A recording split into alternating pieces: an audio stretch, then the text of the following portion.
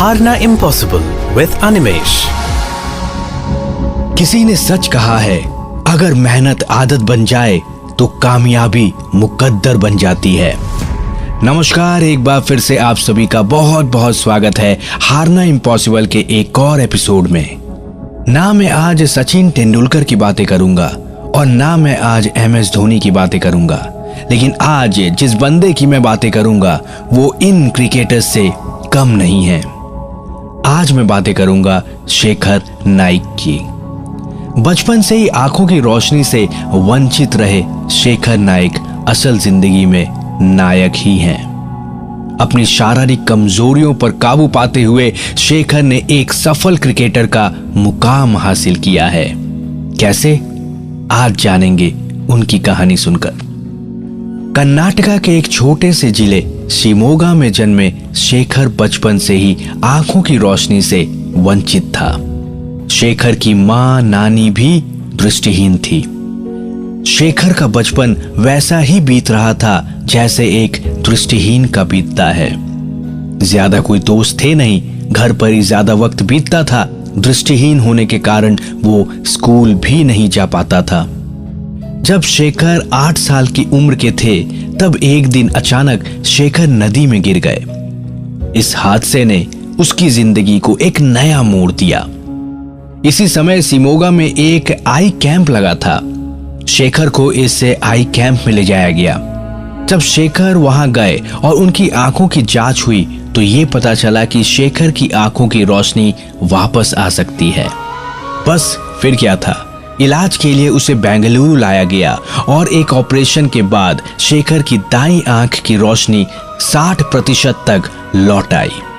लेकिन आंखों की रोशनी लौटने के 3 महीने के भीतर ही शेखर के पिता का देहांत हो गया।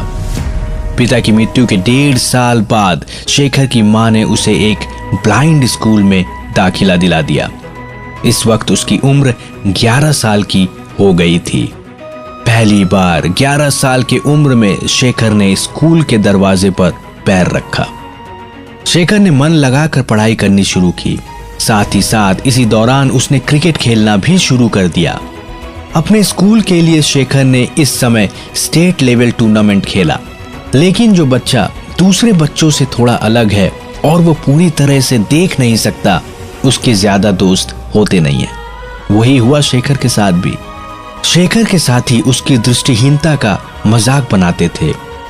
दोस्तों, हमने भी हमेशा यही देखा है कि जो इंसान हमसे कुछ अलग होता है, हम उसे कुछ अलग ही नजर से देखते हैं और कहीं ना कहीं उसे नीचा दिखाने की कोशिश करते हैं।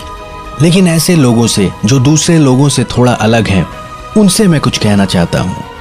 आज तुझे कुछ ना समझ रहे हैं जो लोग, वही कल को तेरा गुणगान करेंगे। करके दिखा दे कोई कमाल तो तुझ पर सब अभिमान करेंगे। वही किया शेखर ने। वो दिन रात सुबह शाम अपने पढ़ाई और क्रिकेट में लगे रहे। इस मुश्किल घड़ी में शेखर की मां ने उसका बहुत साथ दिया। क्रिकेट में बड़ा मुकाम हासिल करने की प्रेरणा शेखर को मां से ही मिली है। लेकिन मुश्किलों की घड़ी शेखर की जिंदगी से खत्म होती नजर नहीं आ रही थी। 12 वर्ष की उम्र तक पहुंचते पहुंचते शेखर की मां भी चल बसी। अब उसके पास कोई नहीं था जो उसका ख्याल रखता और उसे प्रोत्साहित करता। संघर्ष के इस दौड़ में भी उसने हिम्मत नहीं हारी। छुट्टियों में खेतों में काम करके शेखर अपनी फीस और पढ़ाई का खर्चा जुटाता था। शेखर के स्कूल में एक फिजिकल ट्रेनर थे जो उन्हें क्रिकेट सिखाया करते थे। वे प्रैक्टिस के दौरान शेखर के पीछे खड़े रहते थे और हर गलत शॉट पर डंडे से मारते थे। इस डर की वजह से वे कोई शॉट गलत नहीं खेलते थे। अब दिन रात उसके जहन में सिर्फ क्रिकेट और क्रिकेट ही छाया रहता था। सन 2000 में शेखर ने एक टूर्नामेंट में महज 46 गेंदों में 136 रन बनाकर सभी को चौंका दिया और इसके बाद ही उन्हें कर्नाटका ब्लाइंड टीम में प्रवेश मिल गया। इसके बाद शेखर ने कभी मुड़कर पीछे नहीं देखा। एक टूर्नामेंट के फाइनल मुकाबले में शेखर ने 249 रन्स की पारी खेली। इसके बाद तो सारे रास्ते मानो खुलते चले गए। 2001 में अंडर 18 टूर्नामेंट में उन्हें मैन ऑफ सीरीज चुना गया, जिसके बाद उनका सिलेक्शन भारत के विश्व कप टीम में हो गया। 2012 के T20 विश्व कप में शेखर भारत के ब्लाइंड टीम के कप्तान रहे। तो देखा ना दोस्तों, कड़े संघर्ष को इस मुकाम तक पहुंचाकर शेखर ने एक ऐसी मिसाल कायम की जहां शारीरिक परेशानियों को कभी किसी हार के लिए जिम्मेदार नहीं ठहराया जा सकता। जिस तरह हवा एक दिशा में नहीं बहती है, समय समय में बदलती रहती है, उसी प्रकार आदमी की किस्मत भी समय समय पर बदलती रहती है। इसलिए समय खराब हो तो परेशान ना हो, बस समय का इंतजार करें, क्योंकि समय जरूर बदलेगा।